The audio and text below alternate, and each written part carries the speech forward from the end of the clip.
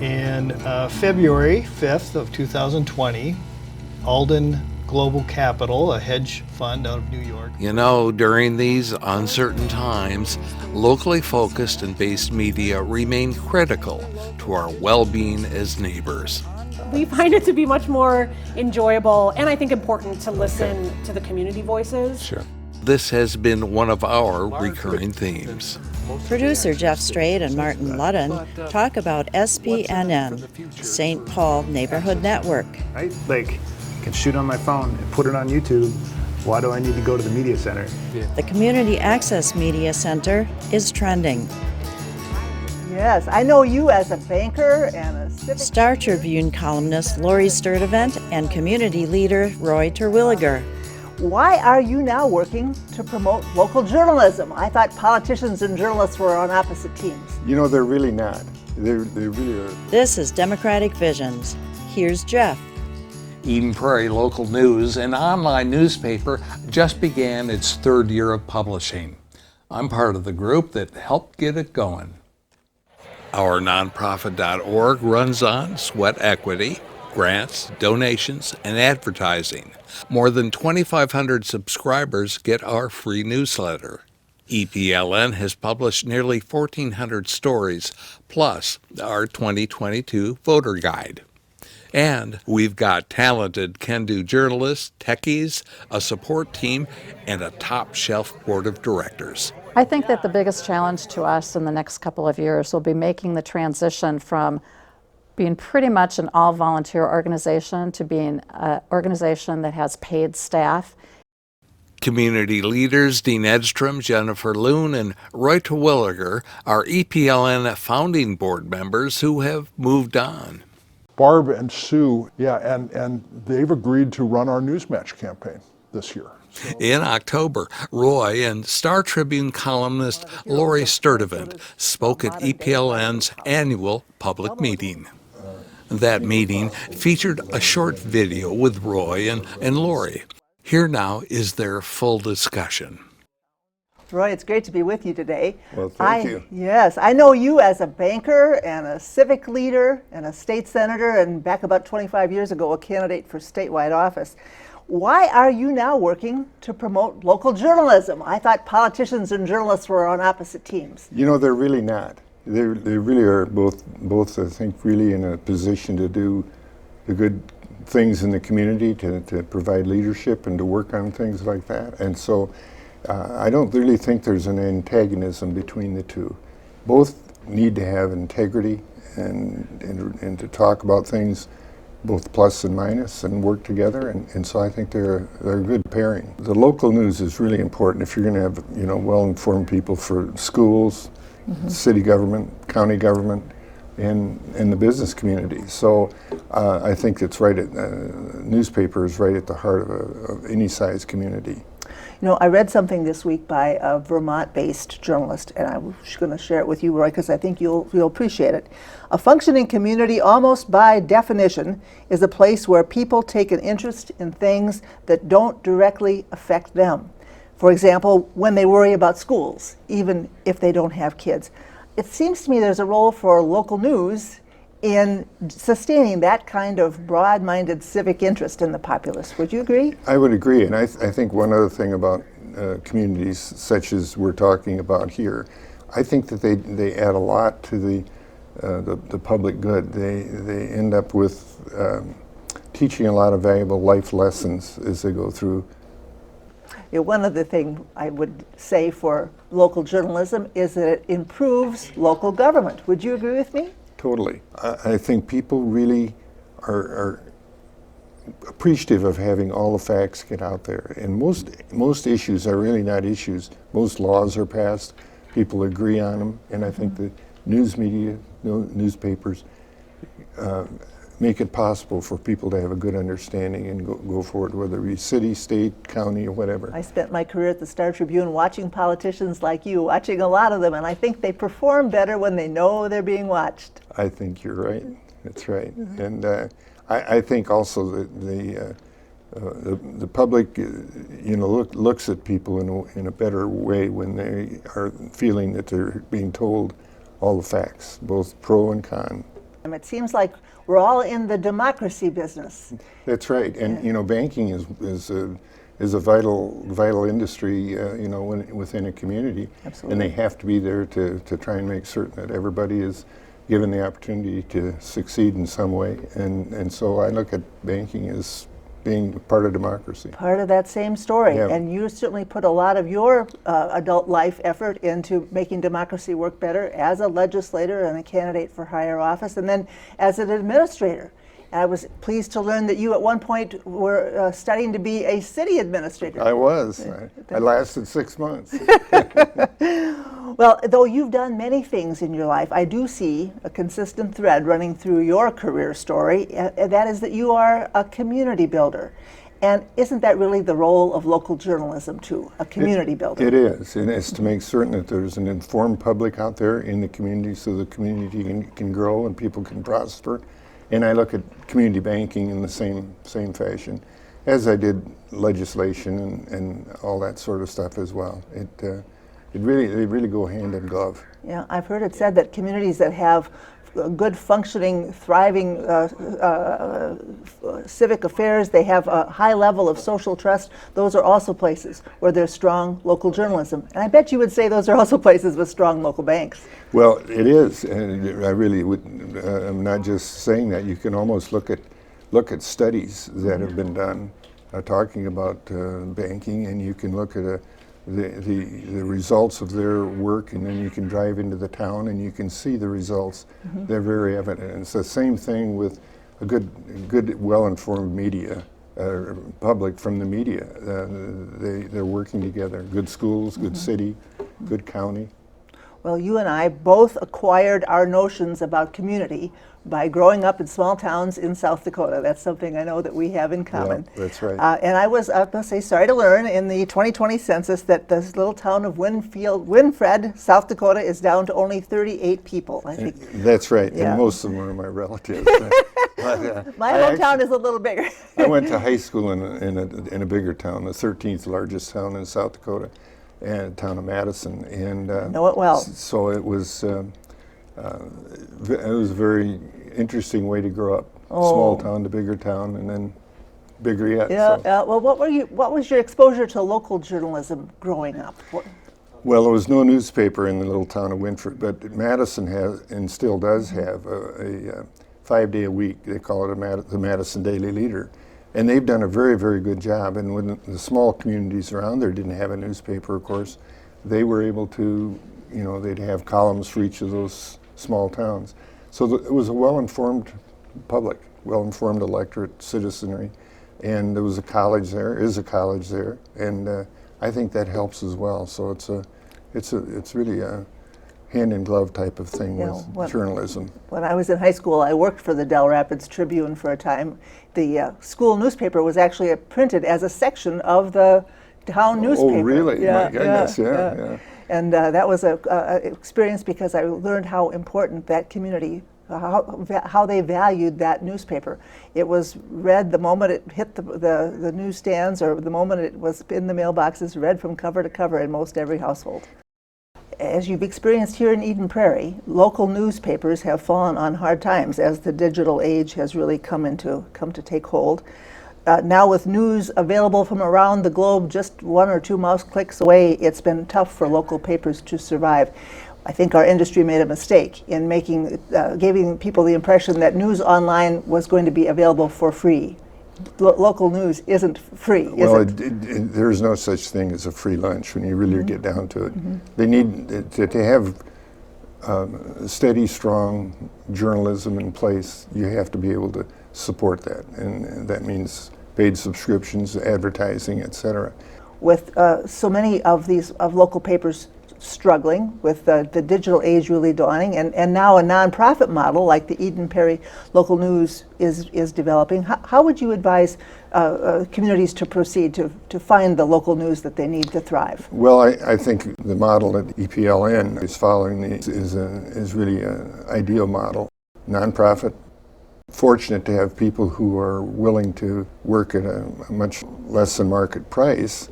And you can't always rely upon that, but we're fortunate that we have a lot of community support that's coming forward, and I think it will only grow.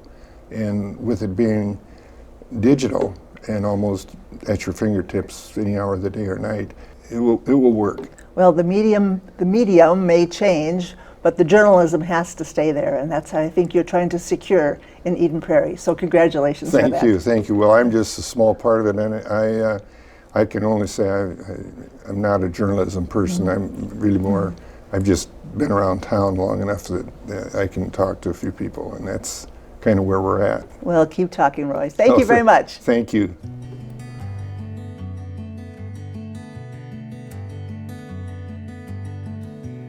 You know, Democratic Visions is a public access television program. It's a series.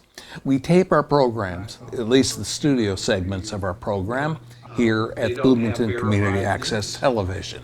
That's BCAT for short. There are other access studios in the Twin Cities and around the country. And then this goes on here.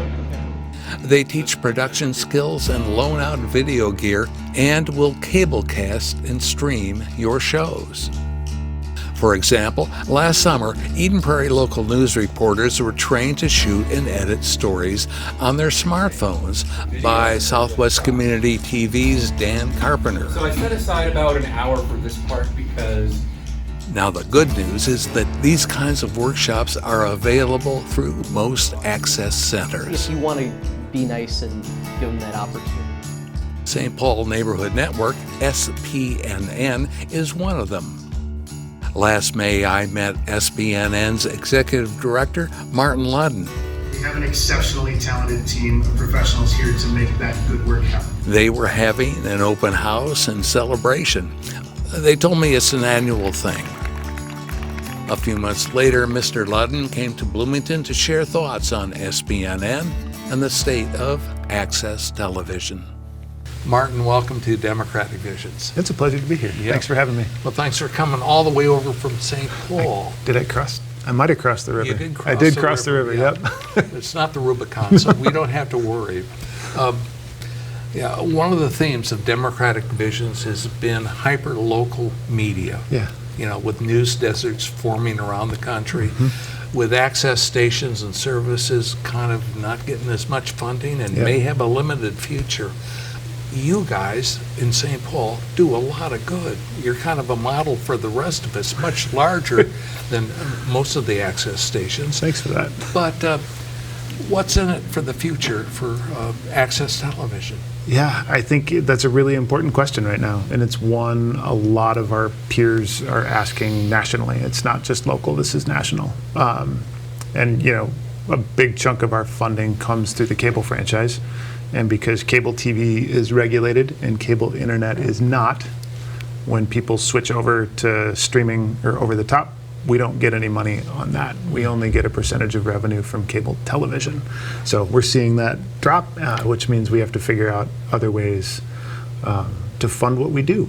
What are people like yourselves who are running really good access centers suggesting future funding come from? For us, and I think it really depends on the center, you know, and it's, I think, you know, every organization likes to think they're unique, but I think, you know, while the challenges are similar across the country, one of the cool things about community media is that we all serve fairly unique communities. So for SPNN, where we're finding funding is actually like arts grants, you know, so we're getting funding from the McKnight Foundation, the Jerome Foundation, the R.J. Christensen Foundation to do documentary filmmaking work.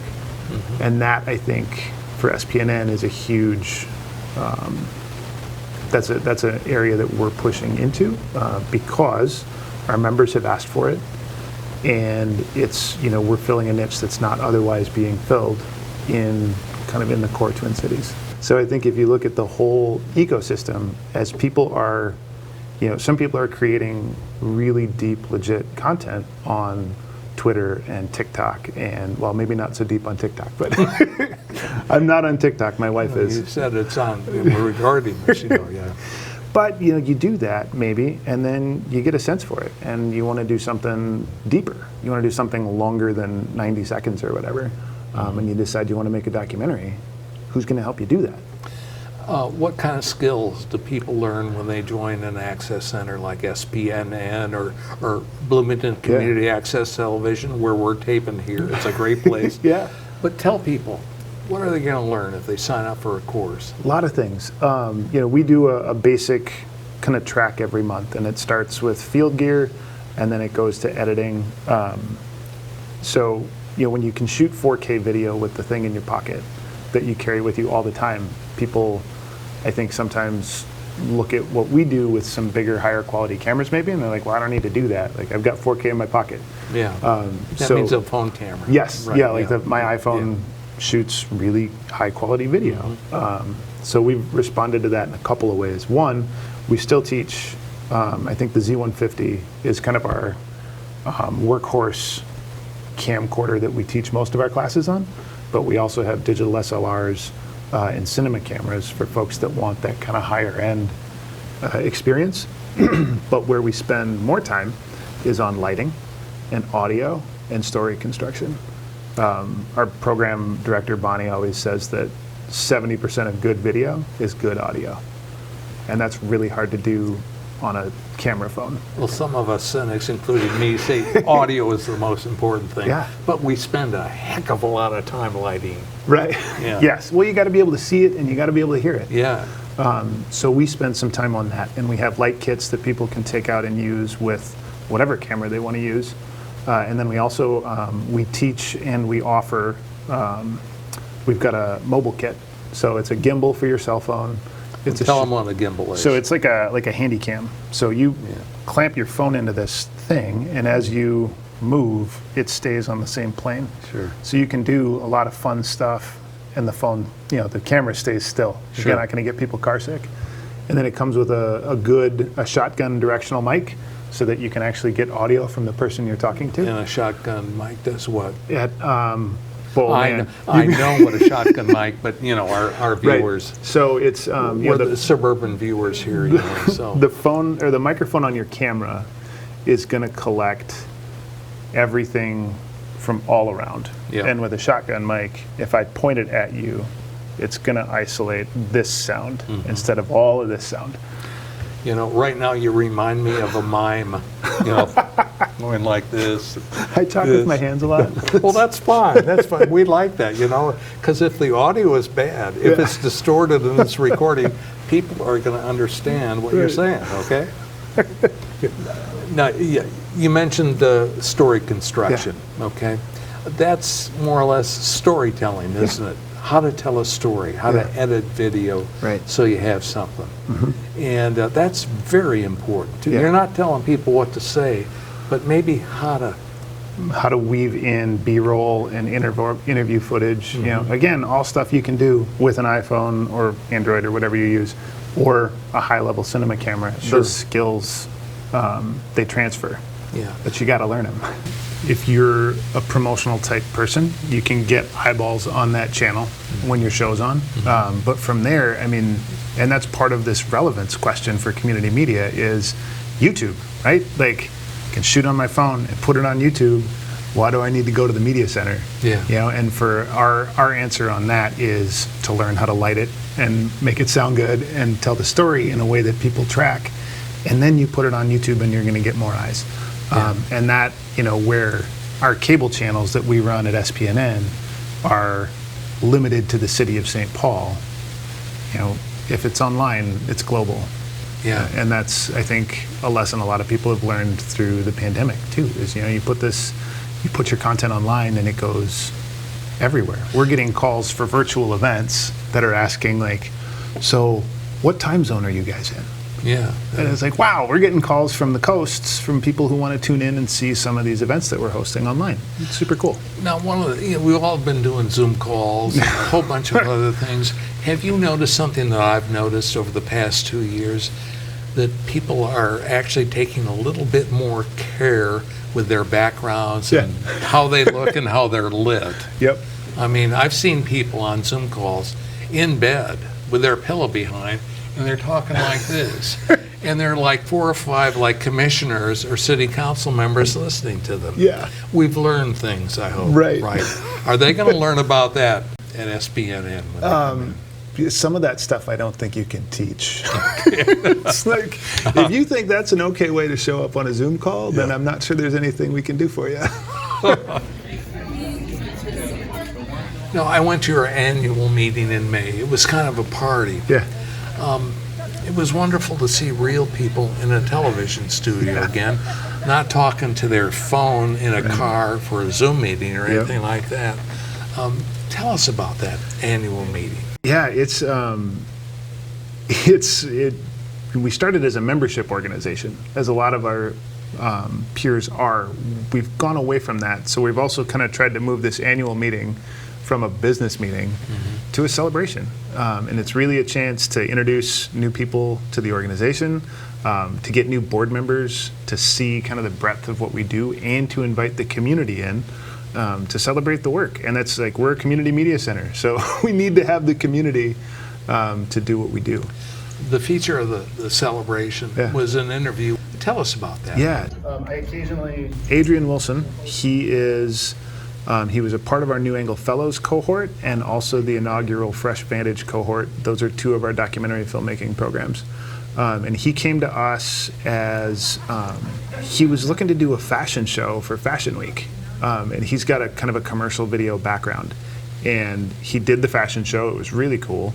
And then, we came into COVID, and when George Floyd was murdered, he came to us and said, I want a camera. And we weren't really open because it was still kind of COVID, but it was like, all right, this guy wants a camera. I live 4 blocks away from where George Floyd was murdered, and the first thing that came to mind, I went out the first day with my cell phone because I didn't know what else to do, and then the next day I texted Bonnie. There she is. I texted Bonnie, I'm like, Bonnie, I don't know what's happening here, but I need a camera, and I need to just get out there. She's like, yeah. He wound up through all of that kind of turmoil and the uprisings in Minneapolis, which were in his neighborhood. I filmed for 8 months straight. And a lot of it was kind of right now what's happening. It was his reaction. It was interviews with people on the street. And he has turned that into a documentary called A Letter to Bryson, who is his son. And I don't know how old exactly Bryson is, but he's like 5 or 6. So he's basically created a historical document for his son to see the summer of 2020 when he's older. Yeah. What are some of the more significant programs that SPNN has done over the years that you've been there? Yeah, so we divide our work in a couple different spaces. And I think what we're most interested in today is probably what our program team does. But we also, through the Community Technology Empowerment Project, we run an AmeriCorps program that does digital literacy throughout the Twin Cities. Okay, and who is that aimed for? That is, it's aimed for folks that need to learn how to do basic stuff on a computer. Okay. And it's mostly targeted towards job seekers. Okay. So it's how to do, how to create a resume, how to look for jobs and apply for jobs online. It's that kind of stuff. We've got our production team. They do video production work for nonprofits and government. They also do, if you've ever seen in St. Paul Winter Carnival coverage, it's our production team who's out doing that, like in the community coverage. Yeah. And then the program team really does the bulk of kind of the media education work. And that's kind of where that core old cable access legacy lives. People come in and they're members, they check stuff out, they take classes. Sure. There are a lot of minorities in the Twin Cities, more so now than ever and larger than ever. What groups are using SPNN? I think we're looking at about 60% of our active members are African American or African immigrant. That's kind of the biggest single chunk. But the majority of our members are folks of color. It's still video production, which is still a fairly male-dominated field. So the majority of our members are also male or male identifying. We are working on that. Most of our documentary cohort programs, and that's kind of that lives with the program team too, those are all targeted towards folks who might not otherwise have access. So that's, people of color, LGBTQIA, women, low income, that's who gets to use those programs. I'm a St. Paul native. I am a Minnesota native. Yeah. We are not as Minnesota nice as we are, as friendly as we like to say we are. We're not necessarily an easy community to break into. Tell me about it. I've been working on it for over 70 years, you know. Yep. Yeah. Yeah, and it takes that long or longer, unfortunately. So going back to your contract work with nonprofits, what kind of nonprofits do you work with? Oh, we've worked with a bunch. We just had someone in, we've done some work with Springboard, doing some video work for them. What's Springboard? Springboard for the Arts is an arts supporting nonprofit in St. Paul.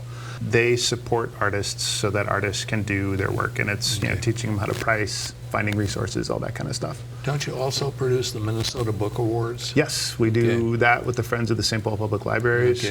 We've done some work with MinPost recently, Compass for the Arts, Landmark Center, and these are just the ones I'm thinking of off the top of my head. But That's right. Yeah, good. So, and they actually pay you a fee, so that's part of your income then too. Okay, as a nonprofit. Yeah, and we try to keep that. We try to keep it affordable and accessible. So it is, it's a revenue stream for us, but we're keeping it at a really reasonable rate. What do you tell smaller cities with PEG stations and community access facilities about the real importance of that? Because sometimes I think they're ignored by, say, the city councils or the commissions. It's just an afterthought. Some of them only officially meet twice a year, maybe once a month at most as an executive committee. What are you going to tell these men and women? I think, it's always hard to quantify what we do because you can't get like Nielsen ratings, right? Like it's not commercial TV. There's no way without spending more money than most of our operations have to do like a scientific survey to find out who's watching your channels. So it tends to be anecdotal, but they're powerful anecdotes. Like if you're providing a place for somebody to come and tell a story and to have that story heard.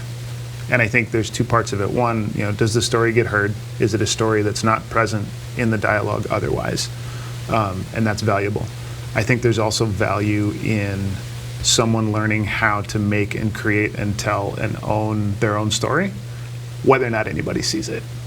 And that's one of the things done right that community media provides. It's a place for people to learn how to do that. And we need that. We need people's voices heard, especially ones that aren't getting heard in kind of the mainstream of the media discourse. Martin Ludden, thanks for coming. Thanks for having me. You're welcome. And thanks for carrying democratic visions over in St. Paul. We're happy to have you. Okay, good.